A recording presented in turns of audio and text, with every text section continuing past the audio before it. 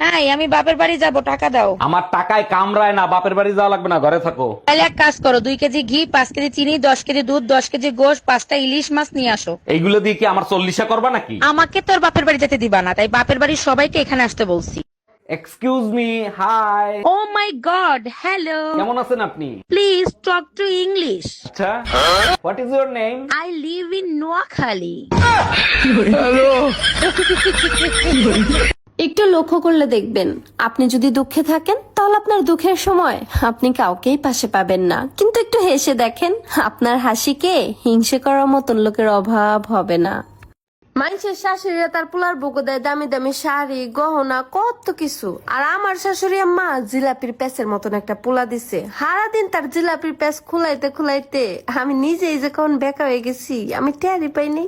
ভাবি, আপনি তো ড্রাইভিং পরীক্ষা দিতে যাবেন, একটা প্রশ্ন করব, উত্তর দিতে পারবেন? আরে অরুণ ভাই, আপনি যে কোনো প্রশ্ন করেন, সব প্রশ্নের উত্তর আমি দিতে পারবো। আচ্ছা বলেন তো, রাস্তার উপর কবরের মতো যেটা দেয়া থাকে ওইটা কেন দেয়া হয়? ওইটা দেখলে বুঝতে হবে গাড়ি স্লো করতে হবে, কারণ রাস্তা প্রেগনেন্ট হয়ে গেছে।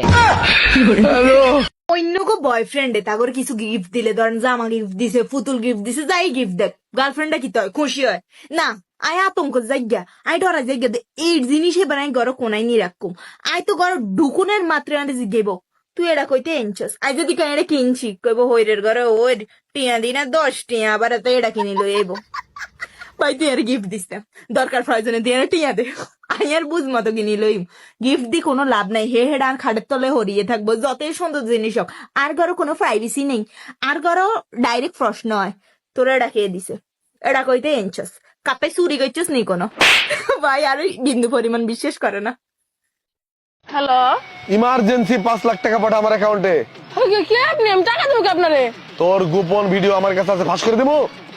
ভাই আপনি এই কামটা করেন না ভাই, গোপন ভিডিও যদি ফাঁস করে দেন আমার মান সম্মান কিচ্ছু থাকবো না। কিন্তু আমার কিসের ভিডিও আপনার কাছে আছে? কিসের গোপন ভিডিও? তুই যে গতকালকে পুকুরে নামে গোসল করছ, সম্পূর্ণ ভিডিও আমার মোবাইলে ক্যাপচার করা আছে। আচ্ছা ভাই, আমি করার সামনে তো 15 দিন ধরে গোসলই করি না। এই, তোমার ভাইয়ের বিয়ে কি ঠিক হয়েছে? মেয়ে কি পছন্দ করছে তোমার ভাইকে? মেয়ে পক্ষ পছন্দ করছে, কিন্তু আমার পছন্দ হয় নাই, তাই বিয়ে ক্যান্সেল করে দিছি। কেন? তুমিই তো বলতা মেয়ে দেখতে পরীর মতো সুন্দর, তা ক্যান্সেল করছো কেন? যখন জানতে পারছি ওই মেয়ে আর তুমি একই স্কুলে পড়তা। এসো ধরো তোর তো বেশি মাথা ব্যথা করার, তুই ওকে ডাক্তার দেখা বেলায় প্রাইভেট হসপিটালত গেইউ, ডাক্তারে তোমার হবু দে তুই ফোনের এক্সরে কর, তোর অতিরিক্ত গরমের হালনে তোর মাথা ব্যথা হবে ফুঁদত গিয়ে বই। এখন ধরো তুমি ফোনের এক্সরে করে ফেলে রিপোর্টের মধ্যে বের কিচ্ছু না পাই, তারপরে ডাক্তারে হবু দে অতিরিক্ত বেশি গরম ফরত তো তাহলে মাথা ব্যথা হবে ফুঁদত তুন ঠাঙ্গর ট্রান্সফার গিয়ে, মানে তুই হইতে পারত না তোর মাথা ব্যথা হবে গেল হরে নাকি ফুঁদত নাকি ঠ্যাঙ্গত নাকি হাড়ত, মানে তুই নিজেই কনফিউশনে যাবে।